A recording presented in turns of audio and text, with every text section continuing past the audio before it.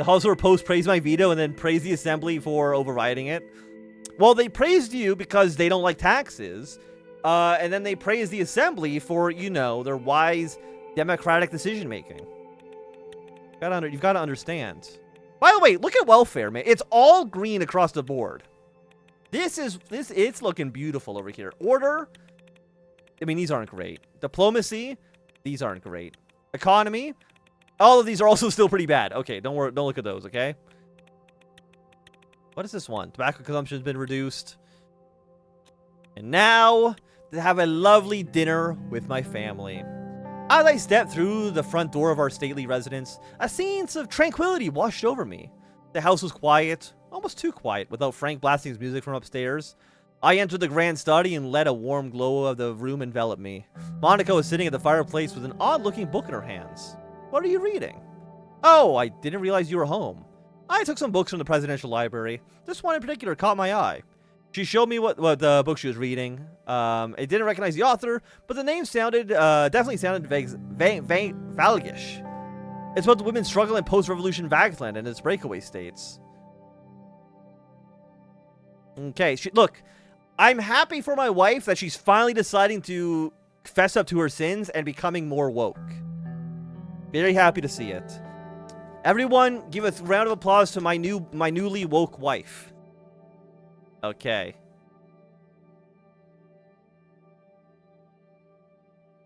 From the presidential library, really? I'm surprised they keep any books about the Vaglish Revolution.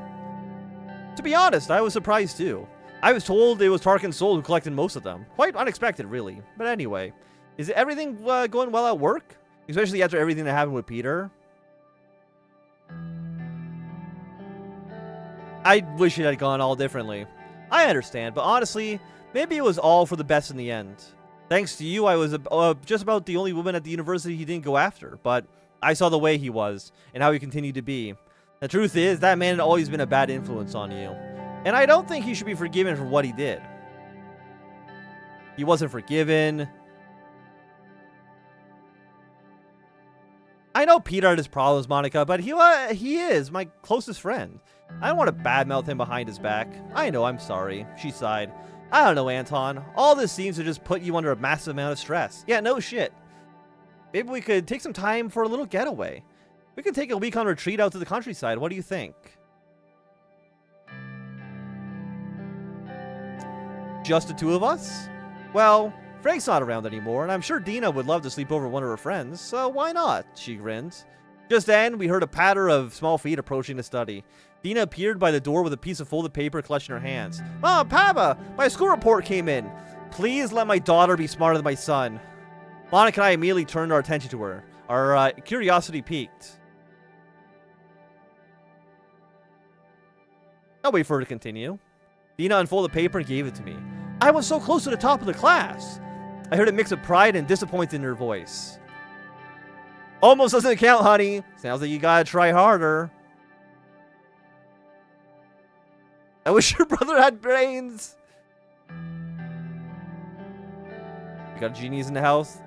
You know what? That's incredible, Dina. You worked hard and it shows. She smiled.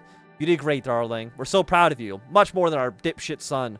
She knelt down and gathered Dina in her arms. I know, but I still feel kind of bad. I'm sure I would have been at the top of my I would have been at the top if I'd done better in handicrafts, but those classes are so boring. And then there's that stupid blonde boy, Marcus. He never even studies, but the teacher always gives him higher grades than everybody else. I don't call him stupid baby. Who is this Marcus? I told you about him, Mommy. Marcus Clavin, the one who couldn't even remember basic math. You remember?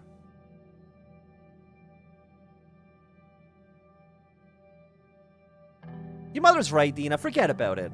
You've already done great.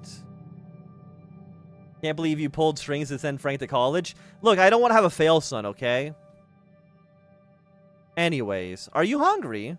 I didn't cook today, but the chef prepared a wonderful Rizian meal for us. Yes! That's great. I am starving. Me too. Let's eat. She grabbed Dina's hand and we walked to the kitchen together.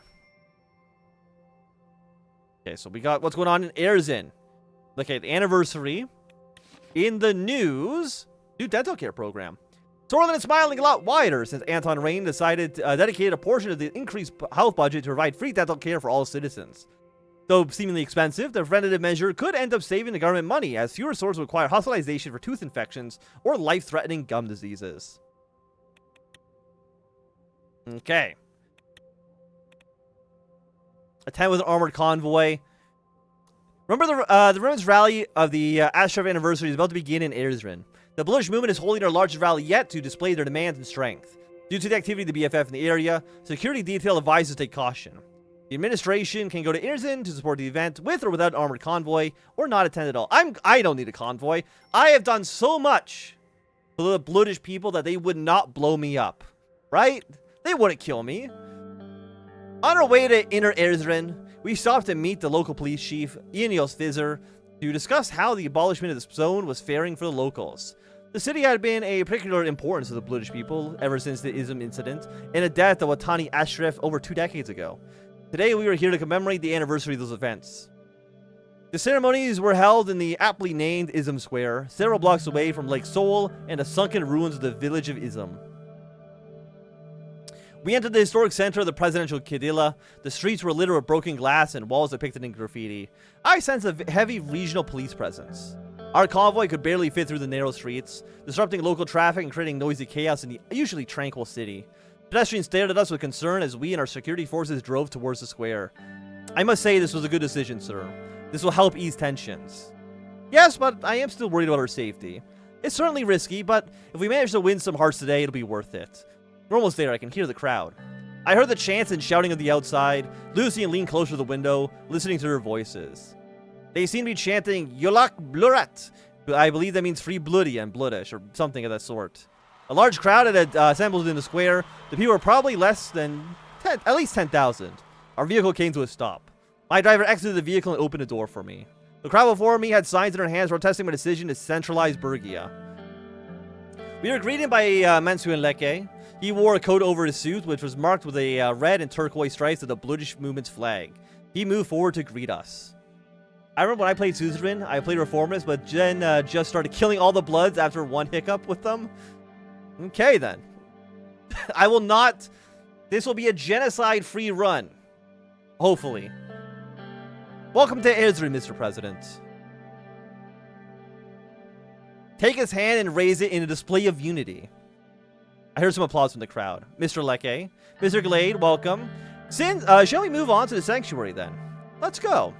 We made our way to the Erzaren sanctuary, which stood at the end of the square. Much smaller replica of the Arch Sanctuary in Dier, the ancient building had a mystical aura emanating from its blackened walls. We entered the building through the ornamented large metal gates.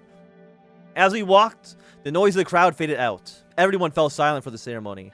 Thousands of candles were burning inside of the sanctuary, one for each person that died in Ism. A red candle in the center was for Watani Aschraf. Mohsin gestured towards the candles.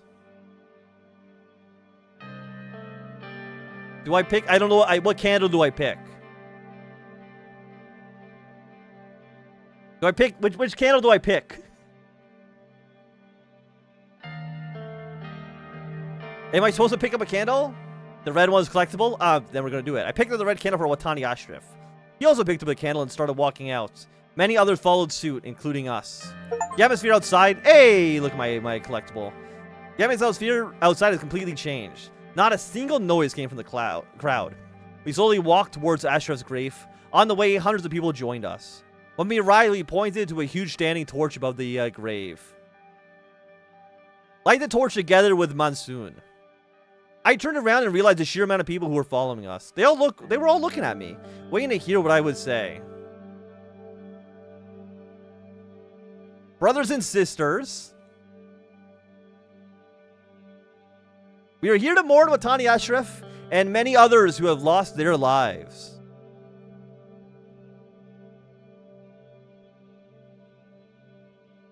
Brave men, I am not standing before you today as president. I am standing here as one of you.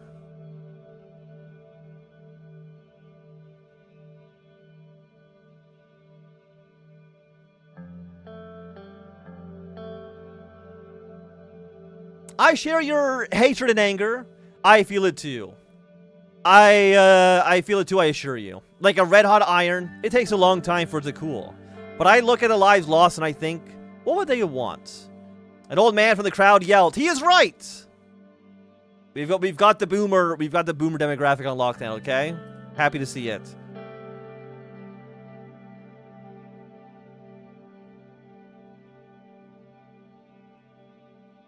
We must always stand together in the face of adversity, against all odds.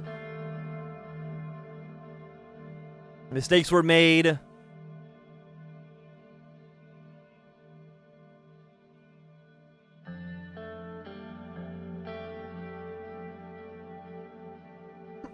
I'm thinking either one or two. The unity. I mean, unity. You know what? We'll go with number one here. I feel responsible and ashamed for the actions of my predecessors. Most of all, I feel the desperation to remove this black mark from our history.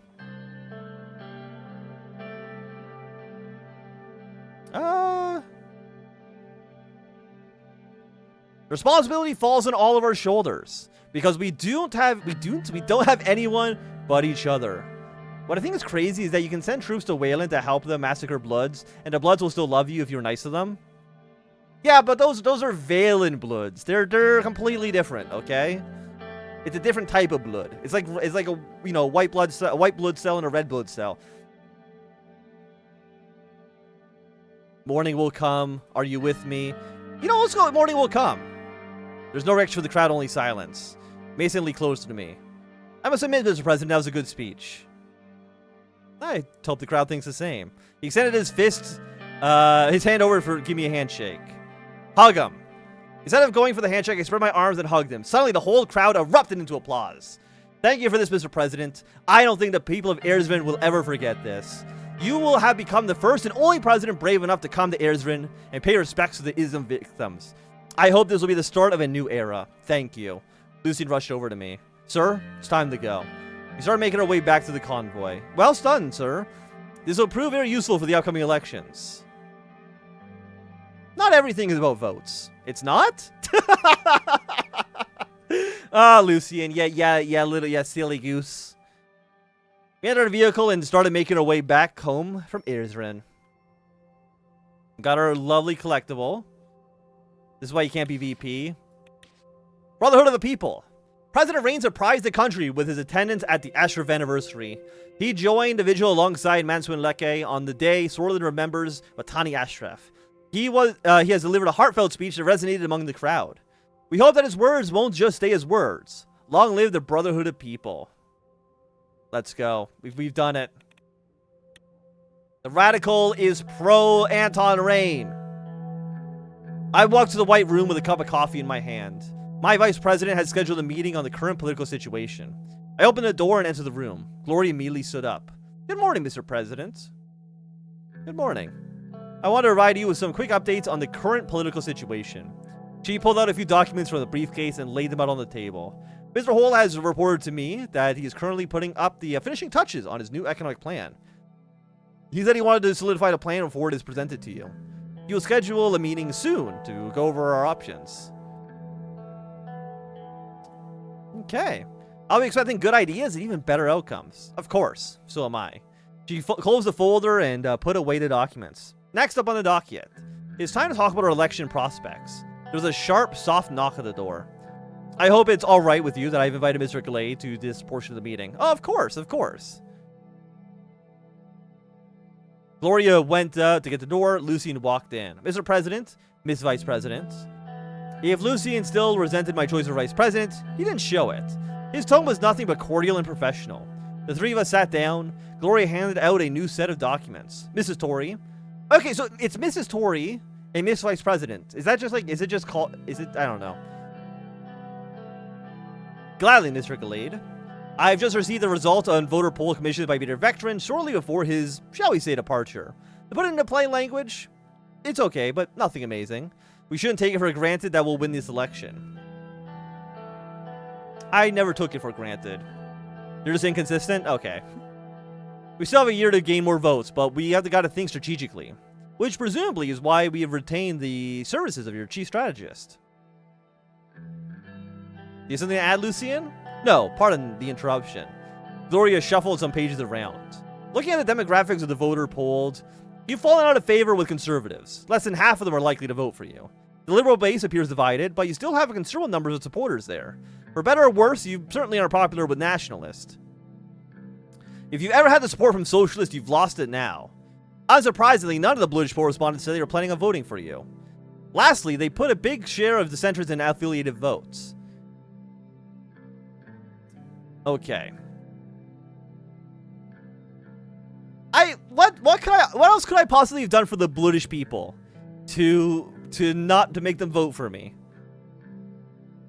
For the socialists, I feel like we've been pretty progressive. The liberals, arrest Harkin Soul. Lock him up. Lock him up. That's our next campaign slogan, is lock him up. Okay. Lucien, what do you suggest? The Blues will forgive everything if you give them Soul's head. Lucien smiled and bowed his head slightly. Thank you, Mr. President. This may sound like common sense, but a convincing enough campaign can succeed where policies fail. Even if you've opted not to focus your campaign at the moment, I'd advise you to seize every chance to exposure that you can.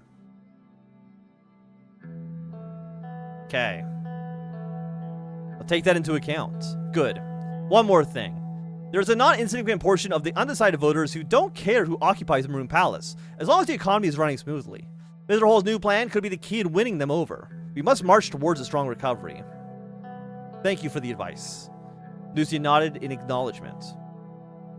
Our country seems to be stable so far, but we should avoid further crises if we want to come out of this term strong.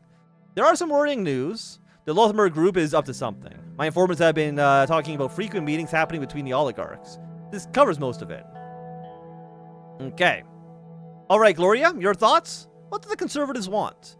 This Women's Rights Commission of yours? I did warn you against moving too fast on up front. Giving women's rights activists everything they want at once guaranteed to scare some conservatives off. If all else fails, fall back on Sordland's military might. I'm personally not a fan of jingoism, but if it works on a certain segment of the base. Okay. I'm not gonna pander to flag-waving mouth breathers. Rally the troops. We can probably do like a small military parade. I think that seems okay. Anyways, that's my advice for what it's worth. Okay, thank you, thank you. Okay, keep me posted on those situations that you mentioned. I will. I left the room to attend my next meeting. Okay. Big news. Mandatory vaccine policy. The administration has imposed that everyone in the country has to be vaccinated against polio disease. The disease barely claimed less than 1,000 people in Bergia. Why is it so necessary for the whole country to spread this hard-earned rent for something that is nowhere near us? The disease is spreading from Wayland to Bergia, and it seems that those illegal immigrants from Wayland not only caused chaos in our society, but also brought with them deadly diseases. As such, it's more clear than the solution to the problem is to completely quarantine the entirety of Bergia and increase our border control. The polio disease, which is spreading wildly from Wayland, has crossed over from the Bergia region. However, thanks to the administration's foresight, large quantities of vaccines have been secured and mandatory vaccine policy was implemented to combat the sickness. The Minister of Health, Pascal Benevol, has delivered a statement to compliment President Rayne on his decisive action and lead to the ongoing preventative measures. Let's go. Okay, so what's going on in Erzaren? More polio. Very cool. Casey offers military investment aid. Thing is, I don't want to work with... I want to try to maintain like some sort of neutral ground. Arcasian Foreign Minister Laurent Martel is in concert with Arcasian President Dwight Walker, has extended a significant portion to bolster Sordland's military-industrial complex in Arica. I will reject the offer. I don't want to work with them too much. I want to maintain our neutrality to some degree. Mr. Hull and manager have prepared a massive industrial expansion plan that could support several key industries in the country through state investments. Sordland could become much more competitive and hub for new industries with this initiative. Electronics. We want to get ourselves up the economic ladder. So a new electronics industry, allowing us to expand our into the future. You know, we can be the South Korea of the South Korea of Suzerain. How's the economy? It's all, ignore this bit. It's all uphill. Like, I think this is where we started, right? I mean, it's going well. It's going well. Chapter 4. Checkmate. This is the final chapter. Like, this is the end game. I don't know how long. I don't know how much longer do you think we have left? Probably like 2 more streams, if I had to take a guess. And then I'm not too sure what we want to play after this. There is... I mean, obviously, there's the Suzerain DLC, the Rizia campaign. I don't know if we're going to start that right away. I also want to try playing We the Revolution. It's kind of similar, but it's during, like, the French Revolution. You play as a judge. I think that could be fun as well. I'll probably find some other games. I'll probably put a poll up at some point, but we'll see. We'll see. Okay, what's going on in the news? More football. I don't really care that much. In a televised address, Chancellor Embark claimed intense fighting has taken place between Agnolian forces and the locals of Hejland, resulting in the massacres of ethnic Vogs living on the island. He portrayed the conflict as a national struggle and compared it to the independence wars of the former colonies of Rika. Hegel said, Vagsland, as a guarantor of Hajlandi security, will take all the necessary steps to prevent mass atrocities committed against the islanders. Van Horten said in a televised interview that Vagslandians must withdraw their harassment squad from the Marquean Sea before any diplomatic talks can happen. So when I said I wasn't going to engage in a genocide, we might engage in a little bit of genocide in Hajlaport. It depends on where we go from here on out. Women's rights. In collaboration with the Commission of the Status of Women, the Grand National Assembly presents the Women Liberation Act, aimed at promoting gender equality for women's rights across Sordland. Section 1 of WLA takes decisive action against domestic violence perpetrated against women. It unequivocally criminalizes such acts, strengthening the legal framework for the protections of women's rights. Section 1A of the WLA establishes a system of state protection for victims of domestic abuse. This includes counseling, temporary shelter arrangements, and legal support. Section 2 of WLA addresses the issue of wage disparity. It mandates equal pay for women and supports this transition. It provides subsidies for businesses to offset any resulting expenditure differences. Further, it mandates the adjustment of salaries for all female government personnel to ensure pay parity. Section 3 of WLA highlights the importance of education and fostering equality. Now, it does cost $2. We're going to do it because we love women here. But the economy is going to be in a bit of a shaky position. Mandates government education system provide equal treatment for both genders, supporting environment of fairness and mutual respect. And Section 4 makes significant strides towards supporting working mothers, introduces state-paid maternity leave, and establishes state-subsidized daycare centers. Yeah, we are a little poor.